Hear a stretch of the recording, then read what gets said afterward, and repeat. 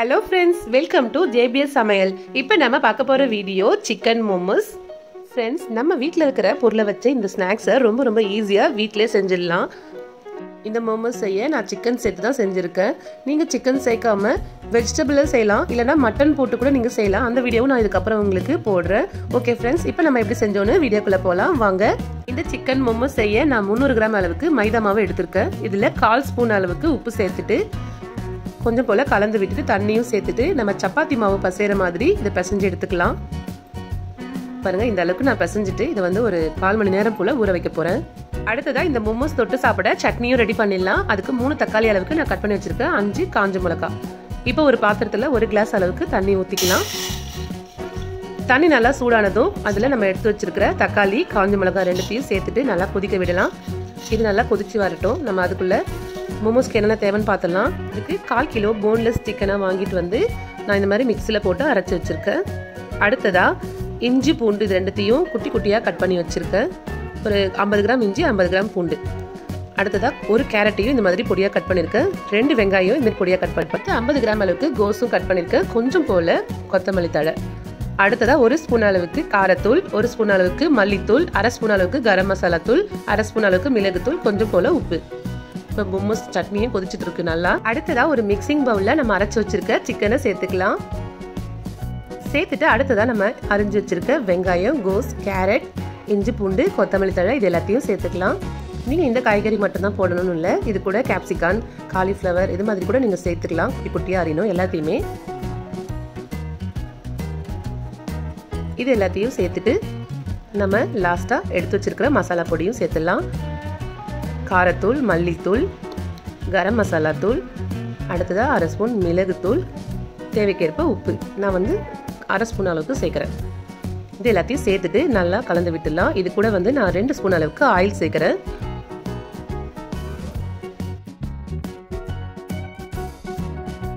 இது மாதிரி எல்லாத்தையும் நல்லா கலந்து விட்டுட்டு ஒரு 10 நிமிஷம் போல வச்சிடலாம்.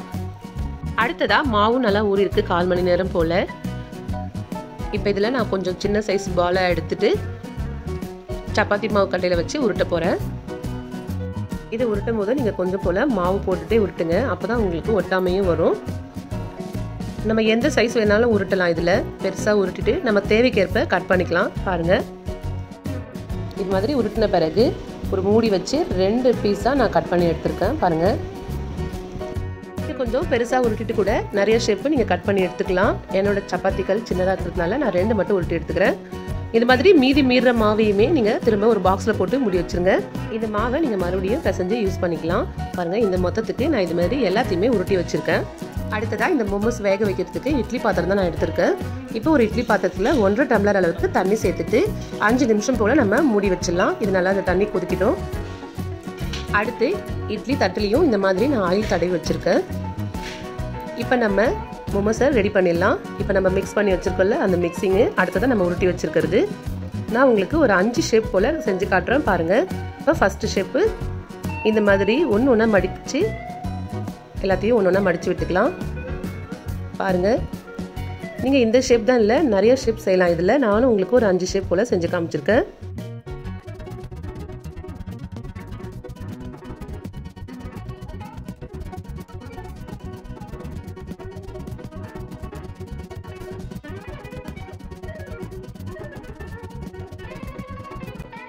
இப்போ இது மாதிரி எல்லா ஷேப்பையும் நம்ம செஞ்ச பிறகு அடுத்ததான் மோமோஸ் அச்சனும் விற்கிது. பாருங்கள், இந்த மாதிரி இருக்கும். இதுவுமே ரொம்ப ஈஸி இதில். இப்போ இதில் லைட்டாக ஆயில் அப்ளை பண்ணிவிட்டு நம்ம சப்பாத்தி மாவை கொஞ்சம் போல் கொஞ்சம் பெருசாக உருட்டிக்கலாம். இதில் அப்படியே வச்சுட்டு நம்ம மோமோஸை வச்சு மடக்கிடலாம். ரொம்பவே ஈஸி இது, நீங்கள் இந்த மாதிரியும் செய்யலாம்.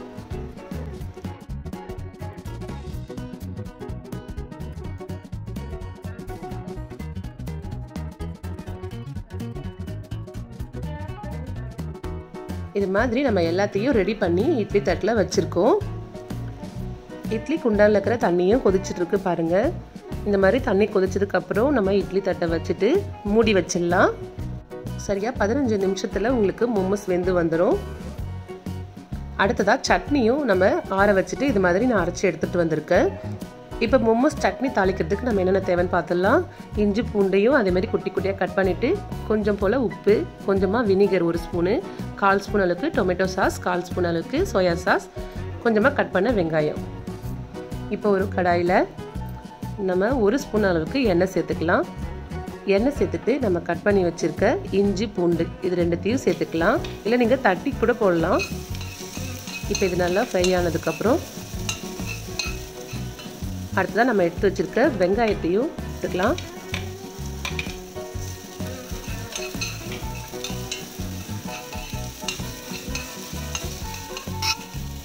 அடுத்ததா சோயா சாஸ் இதையும் சேர்த்துட்டு நல்லா கலந்து விட்டுருங்க.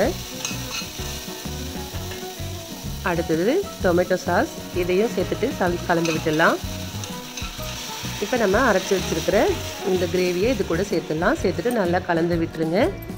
இதில் நான் 1 ஸ்பூன் அளவுக்கு வினிகரும் சேர்க்குறேன். இது உங்களுக்கு ஆப்ஷன் தான், ஆனால் நல்லாயிருக்கும் உங்களுக்கு. அடுத்தது நம்ம உப்பு ஒரு 1/2 ஸ்பூன் அளவுக்கு உப்பு சேர்த்துட்டு இதை நல்லா கலந்து விட்டுடலாம். 15 நிமிஷம் போல் ஆயிடுச்சு. பாருங்கள், மோமோஸ் சூப்பராக வெந்து வந்திருக்கு. அடுத்ததாக இது மாதிரி இன்னொரு தட்டுலையும் நான் செய்து வச்சுருக்கேன். இது மாதிரி 4 தட்டு அளவுக்கு எனக்கு அளவு வந்தது 300 கிராம் மாவில்.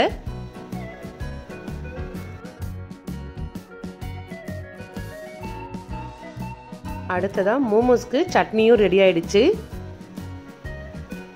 அவ்வளோதான் ஃப்ரெண்ட்ஸ், நம்மளுடைய சிக்கன் மோமோஸ் ரொம்ப சூப்பராக ரெடியாகி வந்திருக்கு. பாருங்கள், பார்க்கவே ரொம்ப சூப்பராக இருக்குது. நிறைய ஷேப்பில் பண்ணியிருக்கோம்.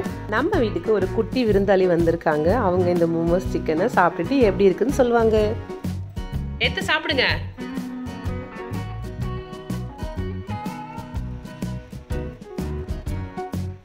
எப்படி இருக்கு? நல்லா இருக்கா?